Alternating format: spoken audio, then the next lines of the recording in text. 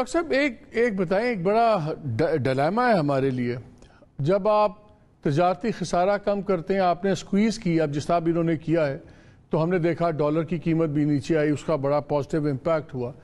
لیکن at the same time پھر import بہت سے کارخانے بند بھی ہوئے، کسی کی ایل سیز نہیں کھل رہی، کسی کا کچھ نہیں کھل رہا. ساتھ ہی ٹیکس کے بہت بڑے ٹارگٹس ہیں، بڑے ایمبیشس ٹارگٹس ہیں حکومت نے، جی اس سال اتنے کھرب اٹھانا ہے. 50% تو ٹیکس آپ کا پورٹس کے اوپر، امپورٹس کے اوپر ہی کلیکٹ ہوتا ہے. اس کا مطلب ہے وہ ٹیکس کی رقم بھی کم ہوگی. جب آپ کا امپورٹ کم ہوگا تو آپ کا ٹیکس امپورٹ بھی کم ہوگا. ساتھ ہی ایکسپورٹ گر رہی ہے کیونکہ امپورٹ کی بہت سی را مٹیریلز بند ہو گئے ہیں. تو یہ جو سا فائدہ ہمیں ہوتا ہے کہ ٹھیک ہے جی ہم نے ٹریڈ ڈیفیسٹ کم کیا، دیکھیے ہمارا کرنٹ اکاؤنٹ ڈیفیسٹ کم ہو گیا، ڈالر ٹھیک ہو گیا. تو اگر اس کے بعد ایکسپورٹ کم ہو گئی، اگر اس کے بعد ٹیکسز کا جنریشن کم ہو گیا، تو پھر کیا کرے گی گورنمنٹ؟ پھر ہمارے پہ ایک اور منی بجٹ آئے گا، کچھ اور ہمیں رگڑا جائے گا.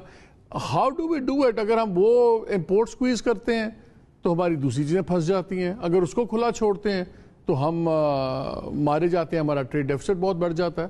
اس کا کوئی وے آؤٹ ہے؟ ماشاءاللہ آپ نے اتنی اچھی انالیسس کی ہے.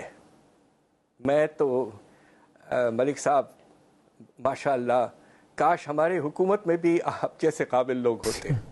یہ بہت آپ نے ایک بڑا سوفسٹیکیٹڈ اور مناسب سوال کیا ہے. دیکھیے یہ جو ٹریڈ آف ہے کہ کرنٹ اکاؤنٹ کا خسارے کو کم کرنے کے چکر میں کہیں ایسا نہ ہو کہ بجٹ ڈیفیسٹ کا خسارہ بڑھ جائے، اور اس کی وجہ جس طرح آپ نے بتایا ہے کہ ریونیوز میں کمی آتی ہے. آپ نے دیکھ لیا جولائی کے مہینے میں آپ کو اگزامپل دوں، ہمارے ایف بی آر کے ریونیوز میں مشکل سے 11% اضافہ ہے، اور سال بھر کا ٹارگٹ جو ہے وہ 22.5% اضافہ ہے. تو یہ ہم ایک ایسے جال میں پھنس جائیں گے، اور ہوگا بعد میں یہ کہ جب آپ کا بجٹ کا خسارہ بڑھ جاتا ہے، آپ بورو کرتے ہیں، پیسوں کی سپلائی بڑھتی ہے، ڈیمانڈ بڑھتا ہے، پھر امپورٹ بڑھ جانا شروع ہو جاتے ہیں، تو وشس سائیکل میں پھنس جاتے ہیں آپ. تو بات دراصل یہ ہے کہ آپ کو کوشش زیادہ کرنی چاہیے، ایکسپورٹ لیڈ گروتھ کی طرف کوشش کریں، بہت سے انسینٹیوز دیں. ہمارے exporters are our life blood today. Imports کو کم کرنا ہے تو فزیکل طریقے سے نہ کریں، ٹیرفز استعمال کریں، انٹرسٹ ریٹ استعمال کریں، ایکسچینج ریٹ استعمال کریں، بٹ ناٹ فزیکل، جو کہ آپ کرتے رہے ہیں پچھلے دنوں. حیرت کی بات ہے کہ پیٹرول کی امپورٹ آپ نے ایک مہینے میں $2.5 ارب کم کر دی. خدا نہ خواستہ آنے والے ہفتوں میں مجھے اس بات کا اندیشہ ہے کہ کہیں شارٹیجز نہ پیدا ہو جائیں پیٹرول کے. جس طرح سری لنکا میں اس وقت 1 لیٹر پیٹرول موجود نہیں ہے. بڑی انٹرسٹنگ سچویشن ہے. پہلے اندازے یہ تھے کہ آئل کوئی 125 to 135 میں برینٹ رہے گا یہ آنے والے 2 کوارٹرز میں، انڈسٹری کے اپنے ایکسپرٹس کا تھا. اب دیکھ رہے ہیں ہم کہ فیبروری سے اس وقت لوئسٹ ریٹس پہ آئل آیا ہوا ہے. برینٹ 90s کے اندر پھر رہا ہے، کبھی 98 چلا جاتا ہے، کبھی 94، پھر 91 تک چلا گیا. یہ تھوڑی بہت فلکچویشن چل رہی ہے. سعودی عربیہ سے سن رہے ہیں اب ہمیں کہ جی سال کا کوئی 1 بلین کا شاید وہ بھی ہمیں ڈیفرڈ پیمنٹ پہ تیل ویل چھوڑ دیں گے. میں ایک کامنٹ پڑھ رہا تھا اسٹیفن بریناک کا، آئل بروکر ہے یہ پی وی ایم کے، جو one of the biggest companies اس میں ڈیل کر رہی ہے. اس نے کہا جی آئل مارکیٹ اسٹرگل کر رہی ہے to shake off recession fears and there is little change any time soon. اور ان کا خیال یہ ہے کہ جو چائنا میں کووڈ ریسٹرکشنز دوبارہ بہت لگ رہی ہیں، اس سے ایک دم انڈسٹری میں گروتھ کم ہوگی تو تیل کی قیمتیں اور گریں گی، وہ استعمال نہیں ہوگا. اگر یہ اتنا کریٹیکل فیکٹر ہے، اور خاص طور پہ جب آپ پوائنٹ آؤٹ کرتے ہیں کہ 41% انفلیشن کو کنٹریبیوٹ صرف یہ چیزیں کر رہے ہیں، تو پاکستان کو کس وقت کیا آپشن ہے کہ mid term long time contracts کرے کہ ہم سپاٹ بائنگ پہ بھی پھنسے رہیں؟ ہمارے پاس پیسے کا بھی مسئلہ ہے. کیا یہ ہمارے لیے سلور لائننگ ہے جو صرف پرائسز گر رہی ہیں اور شاید اللہ کرے کہ گرتی رہیں؟ کتنا بڑا اس کا امپیکٹ ہوگا ہماری اکانومی پہ؟ اللہ کا فضل ہے، آپ نے ٹھیک کہا کہ قیمتیں جو تھیں ایک وقت تو آپ کو یاد ہوگا کچھ ہفتے پہلے $130 فی بیرل تک پہنچ گیا تھا برینٹ کروڈ. آج وہ بالکل آپ ٹھیک کہہ رہے ہیں $95-96 پہ ہے، اور امکانات یہ ہیں کہ یہ کچھ حد تک اور گر سکتا ہے.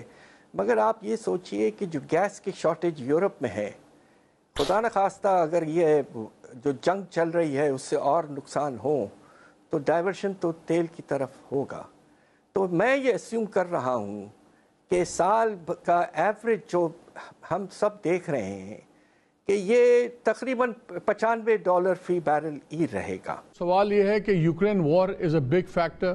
دوسرا، یورپ اور امریکہ فائنل سٹیجز میں ایران کے ساتھ بھی 2015 والی نیوکلیئر ڈیل کے ریوائیول پہ، جس میں یورپین یونین نے اپنا فائنل پروپوزل ان کو دے دیا ہے، ایران نے فائنل پروپوزل کا اپنا جواب دے دیا ہے.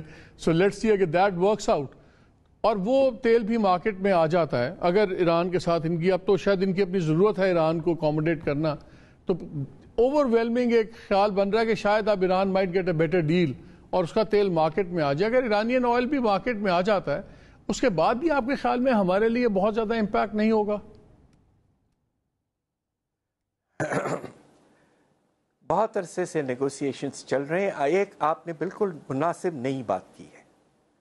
یو ایس میں ایک جو پچھلے کچھ مہینوں سے ریسیشن جو چل رہا ہے اور ساتھ ساتھ افراط زر کی رفتار پچھلے 30-40 سال کے سب سے بلند لیول پر وہاں بھی پہنچ چکی ہے، 68%. اور بائیڈن یہ بہت پریشان تھے. انہوں نے سعودی عربیہ سے بھی ریکویسٹ کیا کہ آپ اپنی جو سپلائی ہے تیل کی وہ بڑھا دیں، مگر انہوں نے بہت کم 1 لاکھ بیرل بڑھایا صرف. یقیناً اگر ایران جو سپلائر ہے 2 سے 3 ملین بیرل تک پہنچا سکتا ہے اپنے سپلائی کو مارکیٹ میں، اس سے سگنیفیکنٹ فرق ضرور پڑے گا. اب یہ دیکھنا ہے کہ یہ بات کب تک جاری رہتی ہے، اور یقیناً امریکہ کا ذرا تھوڑا زیادہ انٹرسٹ ہے ٹو اسٹرائک اے ڈیل. یہاں پہ وقت ہوا چھوٹی سی بریک کا، لیکن ابھی بہت سی خبریں اور بھی ہیں، کچھ اچھی لگتا ہے، زیادہ تھوڑی سی شاید بری ہوں، but let's try to find answers. ہمارے ساتھ رہیے.